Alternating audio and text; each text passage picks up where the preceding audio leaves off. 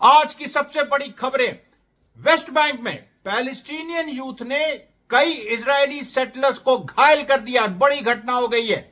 दूसरी बात, खान यूनिस में जो कल हुआ उसको लेके बड़े बड़े खुलासे हो रहे हैं। इतने बड़े खुलासे, और जो एक अद्भुत बहादुरी जो पैलेस्टीनियन रेजिस्टेंस ने दिखाई, उसका भी नमूना हमारे सामने आ गया है। तीसरी बात, ईरान ने इक्तदार नेवल एक्सरसाइजेज शुरू कर दी हैं, उसके बारे में भी आपको हम बताएंगे। विश्व स्तर पे सीरिया लेबनान में क्या हुआ, जो यूक्रेन रशिया वॉर में भी एक महत्वपूर्ण डेवलपमेंट हुआ है। उसके साथ ही साथ जो टर्की, अर्दोगन और फ्रांस में क्या बातचीत चल रही है। फिर इजिप्ट और जॉर्डन किस तरह से इजराइल के हाथों मजबूत है, ऐसे इजराइल के हाथों मजबूर है, किस वजह से, उसमें गैस का क्या रोल है, ये सारी खबरें हैं। अच्छा, आज 56th एनिवर्सरी अल अक्सा मॉस्क की बर्निंग की भी है, जो 21 अगस्त 1969 को एक ऑस्ट्रेलियन ने अल अक्सा मस्जिद में आग लगाने की कोशिश की थी। उसकी 56th एनिवर्सरी आज है, उसके बारे में भी हम लोग बात करेंगे। सबसे पहले देखिए, हम तुरंत आते हैं कि जो घटना जबरदस्त हुई है, और वो वेस्ट बैंक में, इसमें जिस जो जगह का नाम है वो है मिलायकी हिशोलिम, और ये रमल्ला और नाब्लस के बीच में है। और वेस्ट बैंक में, जैसे आप जानते हैं, वेस्ट बैंक को दो भाग में डिवाइड करने की कोशिश हो रही है, और उस पर पूरी तरीके से उसका प्लान भी सामने आ गया। यानी दो भागों में आप ये देख सकते हैं स्क्रीनशॉट में, उधर फिलिस्तीनी उस रंग में, नीले रंग में, इधर फिलिस्तीनी, और बीच में इजरायली सेटलमेंट बन रहा है। तो पूरी तरह से वेस्ट बैंक को काटने की ये पूरी कवायद है। अब उसके बाद उस परिप्रेक्ष्य में आप देखिए, उस बैकड्रॉप में देखिए कि जो घटना हुई है रमल्ला और नाब्लस के बीच में, मलाखी हैशोलाम, ये एक इजरायली सेटलमेंट है। अब यहां पर एक फिलिस्तीनी युवा ने, जिसका अभी कोई नाम नहीं पता क्योंकि वो विड्रॉ कर गया कांड करने के बाद, फिलिस्तीनी युवा ने वहां पर एक जो अल मुगैयर, अब अल मुगैयर देखिए, ये रमल्ला के ईस्ट में है और ये नाब्लस और रमल्ला के बीच में, और कई बार मेरी जबान से आप अल मुगैयर नाम सुन चुके, क्योंकि यहां पर लगातार संघर्ष हो रहा है। कभी इजरायली सेटलर्स हमला करते हैं, फिर फिलिस्तीनी युवा जवाब देते हैं। बहुत जबरदस्त यहां पर एक संघर्ष की स्थिति है, और उस बैकड्रॉप पे यहां पर इस सेटलमेंट में, जिसमें मैंने नाम बताया, यहां पर फिलिस्तीनी युवा ने सबसे पहले निकल के, उसने एक पहले खबर आई कि उसने फायर करने की कोशिश की, फिर उसकी जो गन है मैल फंक्शन कर गई, फिर उसने कम से कम 3 सेटलर्स को, जो कि कार में थे, उनकी कार रोकी, अकेले आदमी ने उनकी कार रोकी, उनको बाहर निकाला, उनको मारा पीटा, और वो निकल गया। बाद में लेकिन खबर आई कि वो जो मैल फंक्शनिंग, जो शुरू में जो उसकी गन मैल फंक्शन की थी, उसके बाद फायर भी हुआ, और उसके बाद जो फिर जब 1 या 2 फायर हुए, जिससे 2 इजरायली सेटलर्स घायल हुए। वो लोग जीप के अंदर थे एक्चुअली। ये आप देख सकते हैं, जीप पूरी पलटी हुई है, यानी गाड़ी पलट गई। जैसे हम लोग के यहाँ गाड़ी पलट जाती है उत्तर प्रदेश में, तो उस तरह से आप देखिए ये गाड़ी पलटी हुई है, और इसके पास जो खड़ा है वो शिनबेत का यानी इजरायली ऑफिसर है। अब ये जो पूरी घटना है, इसने देखिए एक वेस्ट बैंक की जो दुखती रग है उस पर हाथ रख दिया है। और वो दुखती रग ये है कि उसमें जो पिछले करीब 72 घंटों में 46 घटनाएं हो चुकी हैं रेजिस्टेंस की। और मैं तो आपको रोज बताता हूं, लेकिन वो घटनाएं काफी नहीं है। वो घटनाएं रोज जो मैं बताता हूं उसके लिए काफी नहीं है। अच्छा, आगे बढ़ने के पहले मैं फिर से एक बार आपको याद दिला दूं, आज 21 अगस्त 2025 है। अमरीश मिश्रा स्पीक्स में आपका स्वागत है। मैं देखिए यहां पर फिलिस्तीनी रेजिस्टेंस का पर्सपेक्टिव रखने के लिए आया हूं, और यूट्यूब गाइडलाइंस को पूरा फॉलो करता हूं। और इसमें देखिए कोई है नहीं जो Palestinian side of the story बताए, तो इसलिए बहुत जरूरी है। और इजरायली तो सारी बातें आती हैं कि वो बॉम्बिंग करता है, ऐसा करता है, लेकिन फिलिस्तीनी जो जनता क्या सफर कर रही है, और जो फिलिस्तीनी जो रेजिस्टेंस है वो क्या कर रहा है, इसके बारे में कोई खबर नहीं आती। तो इसलिए देखिए मैं हमेशा रोज ये डिस्क्लेमर दे रहा हूं। अब देखिए, अब यहां पर जो वेस्ट बैंक में जो ये घटना घटी, बड़ी घटना घटी है, इसको हमेशा याद रखिएगा। इसमें पूरा इजराइल में हड़कंप है। रमल्ला और नाब्लस दोनों में बड़ी संख्या में Israeli forces, IDF forces red कर रही हैं कि वो एक आदमी कौन था। वो एक फिलिस्तीनी कौन था जिसने गाड़ी पलटा दी, एक आदमी जिसने गाड़ी पलटा दी। और ये आप देखिए कि दो जो सेटलर्स घायल हुए हैं, वो उनको लेके भी अभी उनकी आइडेंटिटी छुपाई जा रही है। कहा यह जा रहा है, मतलब जो र्यूमर ये है कि उसमें से कुछ बड़े पोस्ट वाले हैं, यानी कुछ सिविलियन ऑफिसर्स हैं इजरायली एडमिनिस्ट्रेशन के, और ये टारगेटेड हमला है क्योंकि वो लोग कहीं ना कहीं इन्वॉल्व थे अल मुगैयद में, जो फिलिस्तीनी गांवों में इजरायली सेटलर्स ने हमले किए थे, उसमें भी वो कहीं ना कहीं इन्वॉल्व थे। उसके बाद एक और अजीब सी घटना हुई वेस्ट बैंक में, और कि जेरूसलम में एक सेटलर की बॉडी मिली, और वो जो बॉडी है वो एक किसी जंगल में डम्प थी, जो क्योंकि जेरूसलम के पास जंगल है और जंगलों में आग लग चुकी है, जो कि बाद में समझ में आया कि फिलिस्तीनों ने लगाई है, जिसमें कई सेटलर्स घायल हुए थे आज से करीब 4 महीना पहले। तो एक सेटलर की बॉडी मिली उसी जगह जहां पर आग लगती थी, और वो अभी तक उसमें एक तहकीकात जारी है कि ये पूरा क्या हो रहा है, ये पूरा इंसिडेंट क्या है। अब यहां पर देखिए, ये जो पूरे अभी जो मैंने बताया आपको 46 रेजिस्टेंस ऑपरेशन, केवल पिछले 24 घंटे में 14 हो चुके हैं, और एक के बाद हो रहे हैं। अब यहां पर देखिए बेथलेहम सिटी में एक जो सेटलर मिलिशियाज और पैलेस्टीनियन यूथ, उनके बीच जबरदस्त क्लैश हुआ है। उसमें भी करीब 11 इजरायली सेटलर्स घायल हुए हैं और 3 फिलिस्तीनी युवा घायल हुए हैं। उसके बाद एक और खबर आती है कि जो नाब्लस में डूमा इलाका है, उसमें वहां पर भी क्लैश हुआ है। अब ये सब वेस्ट बैंक में, और आज देखिए हम वेस्ट बैंक से ही शुरू कर रहे हैं क्योंकि फिर हम बाकी खबरों में आएंगे। अब वेस्ट बैंक में यहां पर नाब्लस में जो डूमा इलाका है, यहां पर जबरदस्त संघर्ष हुआ है। उसके बाद बेथलेहम में एक और जगह जिसका नाम नहीं अभी आया है, वहां पर संघर्ष हुआ है। फिर उसके बाद हिब्रोन में, अब हिब्रोन में क्या हुआ है कि तेल रुमेदा में एक और सिक्योरिटी इंसिडेंट हो गया है हिब्रोन में। बताइए आप, ये दूसरा सिक्योरिटी इंसिडेंट वेस्ट बैंक में। अभी इसकी डिटेल्स नहीं आए, लेकिन जो मेरी खबर है वो ये है कि यहां भी 2 फिलिस्तीनी युवाओं ने कम से कम 8 इजरायली सेटलर्स पे हमला किया। अब वो कैसे हमला किया, पत्थरों से किया या किसी गन से किया या कैसे किया, गाड़ी पलटी की नहीं, वो अभी यहां पर क्लियर नहीं है। अब उसके बाद देखिए हम लोग यहां आते हैं, कुछ ऐसी हैरत अंगेज कहानी कल की है, क्योंकि देखिए क्या है, कल जो हुआ उसको समझना बहुत जरूरी है। जो खान यूनिस और राफा के बीच हुआ, इजराइल बहुत बुरी तरह से हिला हुआ है। उसके लिए दूसरा 7 अक्टूबर है, एक तरह से मिनी 7 अक्टूबर है, क्योंकि एक बड़ी संख्या में पैलेस्टीनियन रेजिस्टेंस के फाइटर्स आए। उन्होंने एक इजरायली पूरे एक कमांड और कंट्रोल सेंटर पे हमला कर दिया। पहले उस पर शेलिंग होती थी, केवल मॉर्टर फायर होता था। अब इस बार फिजिकल हमला, वो भी पूरी प्लेटून ने, 15 से 20 हमास फाइटर्स ने, और वो अंदर तक घुस के लड़े, और उसमें वहां टैंक्स खड़े थे, वहां पर टैंक्स पे शेलिंग हुई। ये एक तरह का टेस्ट था, जैसे मैंने कहा, और उसमें 2 पैलेस्टीनियन रेजिस्टेंस के फाइटर्स शहीद हुए और 2 इजरायली सोल्जर्स भी मारे जाने की उनकी खबर है। बल्कि उनके, जो इजराइल डिनाई कर रहा है, लेकिन उनका अस्पताल इचिकालोव जो हॉस्पिटल है, वहां पर 2 मृतक आईडीएफ के सोल्जर्स खान यूनिस से ले जाए गए। तो ये भी एक ऐसी खबर है, और इस तरह की चीजें। अच्छा, जो दो पैलेस्टीनियन रेजिस्टेंस फाइटर्स शहीद हुए, उसमें से एक का तो मैं आपको बताऊं कि वो टैंक के सामने खड़ा रहा अपनी आरपीजी लेके अंतिम दम तक, जब तक टैंक ने उसको कुचल नहीं दिया। क्योंकि एक आरपीजी शॉट उसने मारा, टैंक भी क्षतिग्रस्त हुआ, लेकिन वो खड़ा रहा और वो टैंक उसकी तरफ आ रहा है, और बाद में उसको टैंक ने उसको कुचल दिया। उसका नाम देखिए, अब्दुल्ला आब्दीन। उसका नाम ये बहुत कम होता है। पैलेस्टीनियन रेजिस्टेंस फाइटर, अल कस्साम ब्रिगेड का कमांडर अब्दुल्ला आब्दीन। इसको खान यूनिस में जब पहला हमला हुआ था 7 अक्टूबर के बाद, जब आईडीएफ ने हमला किया था, तो उस समय भी उसको चोट लगी थी और इसकी एक आंख चली गई थी। ये बहुत ही सक्सेसफुल लॉयर,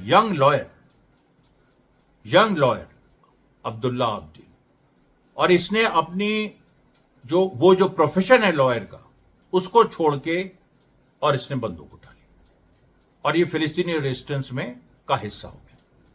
और जैसे मैंने बताया कि जो पहला हमला खान यूनिस में हुआ था उसमें इसकी एक आंख चली गई थी और दूसरी आंख लगभग पैरालाइज हो गई थी, और उसने उस समय कहा था कि जिहाद डजंट स्टॉप विथ वुड्स, यानी जो इनकलाब होता है वो चोटों से नहीं रुकता है, यह भी उसने कहा था। उसके बाद उसके ऊपर कई असैसिनेशन अटेम्प्ट्स हुए लेकिन वो फेल हो गए, और जो लास्ट असैसिनेशन अटेम्प्ट हुआ था वो जो कल की घटना है, कल यानी 20 अगस्त की जो घटना है उसके 2 हफ्ते पहले लास्ट असैसिनेशन हुआ था, यानी करीब आप समझ लीजिए कि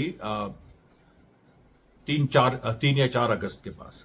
और अभी देखिए उसने इस तरह का काम किया, और इसको लेके जो एक बड़ी चीज सामने आई है कि जो घंटों शेलिंग चली, यानी जो फिलिस्तीनी रेजिस्टेंस ने जो ये दिखा दिया कि अभी भी हम बड़े फॉर्मेशन में अटैक कर सकते हैं 7 अक्टूबर की तरह।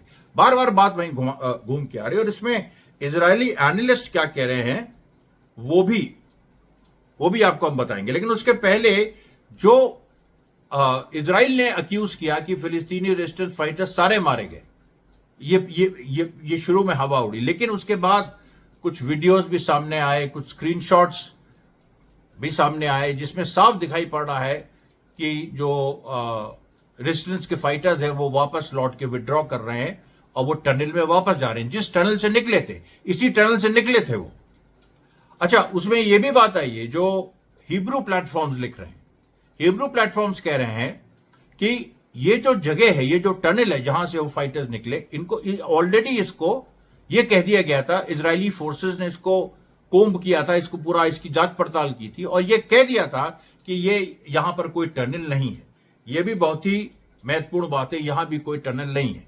और इजरायली जो मिलिट्री कॉरेस्पॉन्डेंट है अभी अश्केनाजी, उन्होंने कहा कि ये शबाक यानी जो इजराइल की जो इंटरनल इंटेलिजेंस है उसका ये फेलियर है, ये शबाक का फेलियर है, और ये एक तरह से इजरायली सिक्योरिटी के लिए नाइटमेयर है, एक दुस्वप्न है। और ये भी कहा कि ये जो पूरी ये इस तरीके की जो चीजें बेत हनून में, गाजा सिटी में होती, जहां पर हमास के स्ट्रांग होल्ड्स अभी हैं, तो एक बात थी, लेकिन खान यूनिस राफा के बीच हो गई। अच्छा, ये भी बात देखिए अजीब सी है कि कहां से ये लोग ये कैलकुलेट कर लेते हैं कि कौन सा स्ट्रांग होल्ड है कौन सा नहीं। मतलब जहां हमला करना है वहां स्ट्रांग होल्ड है, अभी गाजा सिटी पे हमला करना है तो वो स्ट्रांग होल्ड हो गया। अब खान यूनिस और राफा में स्ट्रांग होल्ड नहीं है, ये किसने तय किया? ये रेजिस्टेंस ने तो नहीं कहा हमारा स्ट्रांग होल्ड नहीं है, उसने दिखा दिया कि वहीं के उसी एरिया के टनल से निकल के इतना बड़ा हमला भी कर दिया। और इजराइल कह रहा है कि वो मतलब अब, और इजरायली एनालिस्ट अब कह रहे हैं कि जब अपने जो यहां स्ट्रांग होल्ड नहीं है वहां इतना बड़ा हमला कर सकते हैं, तो फिर गाजा सिटी और बेत हनून और उधर जबलिया जो इलाका है वहां पर जहां स्ट्रांग होल्ड इस समय बना हुआ है वहां पर क्या होगा। और उसको लेके एक और आपको बताए, एक वीडियो भी सामने आया है जिसमें जो इजरायली आवाज है और जो एक तरह से ये कह रही है कि गाजा सिटी में जो हॉस्पिटल्स हैं और जो मेडिकल स्टाफ है वो साउथ गाजा की तरफ इवैक्यूएट करें। इसको जरा सुनिए। سامعني دكتور؟ سامعك. بحكي معك من مكتب الارتباط الإسرائيلي، وبحكيك بالنسبة للإمكانية لدخول الجيش على مدينة غزة. اللي بحب أوجه لك إياه أنا هيك، رايح يكون إخلاء كامل، إخلاء تام من غزة للجنوب. فهذا الإشي بيتطلب منكم تحضير المعدات ونقل المعدات من الشمال للجنوب، بس لازم يكون عندكم خطة لنقل كل المعدات من الشمال للجنوب। तो ये एक हल्का सा नमूना ये मैंने आपको दिया। तो इसको लेके भी बहुत एक इजरायली मीडिया में इस तरह की बात चलाई जा रही है कि जैसे कोई बहुत बड़ा इन्वेजन होने वाला है। हालांकि हम जानते हैं, हम आपको बताते रहे हैं कि इन्वेजन का मतलब यही होता है कि सिविलियंस का थोड़ा एक ज्यादा कत्लेआम होगा, इस तरह से यही स्थिति होती है। क्योंकि अभी जो फोर्सेस का मोबिलाइजेशन है उसमें जब इस खान यूनिस की घटना के बाद, अब देखिए ये इसके बहुत सारे मकसद थे, लेकिन एक मकसद ये भी था कि गाजा सिटी और बेत हनून के बारे में डर बैठा देना आईडीएफ के अंदर कि अगर यहां ये हो रहा है तो वहां तो बहुत ही कुछ हो जाएगा। तो इसमें भी सफलता मिली। उसके बाद फिर से अभी अश्कनाजी जो हैं ये आगे कहते हैं कि जो सदर्न रीजन का जो कमांडर है उसने जो प्रिलिमिनरी इन्वेस्टिगेशन किया वो इन्वेस्टिगेशन बिल्कुल ही बेकार था। उससे कुछ भी समझ में नहीं आ रहा है कि कैसे वो जो टनल थी जहां से निकले वो क्लियर हो चुकी थी, उसके बाद वहां पर कैसे सोल्जर्स आ गए, और ये लगातार देखिए आ रहा है। फिर आप देखिए जो गाजा सीज फायर डील की बात हो रही है, उसमें जो इजरायली प्रिजनर्स की जो फैमिलीज हैं, जो इजरायली होस्टेजेस हैं गाजा में, उनकी फैमिलीज ने अजीब सा बयान दिया। उन्होंने कहा कि एक जो रेजिस्टेंस ने एक सीज फायर डील मान ली थी 60 दिन वाली पार्शियल डील, फिर नेतन्याहू ने मान ली थी। अब नेतन्याहू कंफ्यूज करता रहा पार्शियल है कि कॉम्प्रिहेंसिव है। उसको जो इजरायली कैबिनेट 3 दिन से कन्वीन ही नहीं हो रहा है, मतलब इतमार बेन गिविर और स्मोत्रिच उसमें अड़ंगा लगा रहे हैं, और नेतन्याहू को भी लग रहा है कि अगर वो ज्यादा पुश करेगा तो उसकी सरकार गिर सकती है। ये भी एक पूरा एक संकट बना हुआ है। इसके बाद देखिए आज गाजा के अंदर एक अद्भुत नजारा भी देखने को मिला। पॉपुलर फ्रंट नाम का जो वहां एक सारी फोर्सेस को मिला के जो संगठन है, अल औदा हॉस्पिटल के सामने उन लोगों ने प्रदर्शन कर डाला।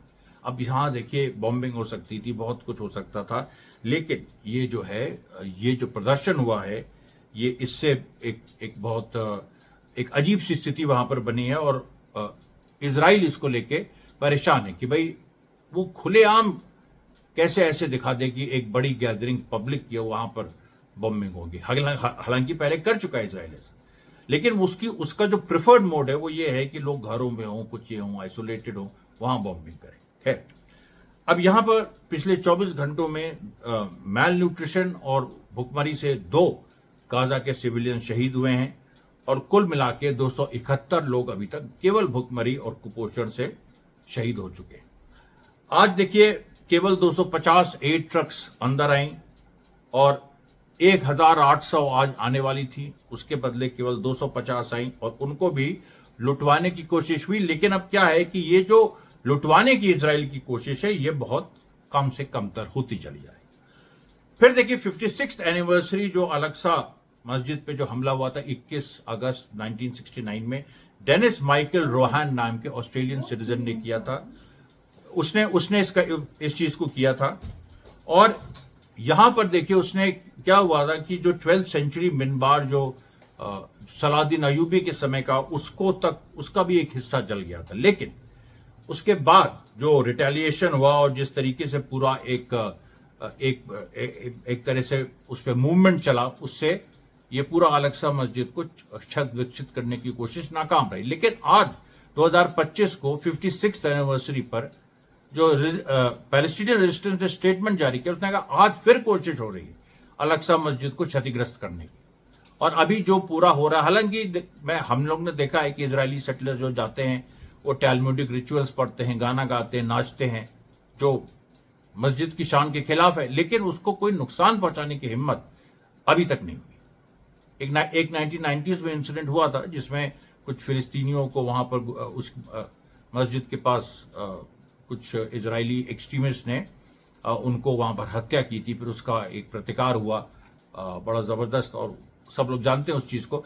लेकिन अभी अलक्सा मस्जिद को 56th एनिवर्सरी में ये बताया जा रहा है, जो रेजिस्टेंस ने कहा कि ये उतना ही महत्वपूर्ण है अलक्सा मस्जिद को डिफेंड करना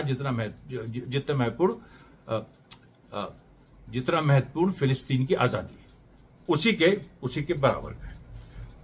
उसके बाद देखिए एक और फिनोमेना सामने आई है कि कुछ ऐसा कोई एक इजरायली कुछ हिल गर्ल्स हैं।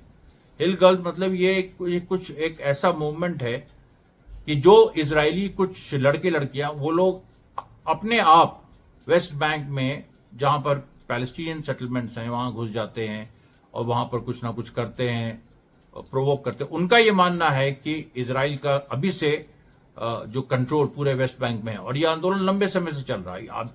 वेस्ट बैंक पे सॉवरेंटी और वेस्ट बैंक पे एनेक्सेशन की बात तो अभी इजराइल ने की है, लेकिन इसके पहले से ये मूवमेंट चल रहा है, और इसमें महिलाएं बड़े स्तर पे इन्वॉल्व है, और ये अकेले रहती हैं और ये ग्रुप्स में घूमती हैं और इस तरह से ही परेशान करती है। एक बार इन लोगों ने 2012 में एक इजरायली आर्मी बेस पे अटैक कर दिया था, उसको वैंडलाइज कर दिया था।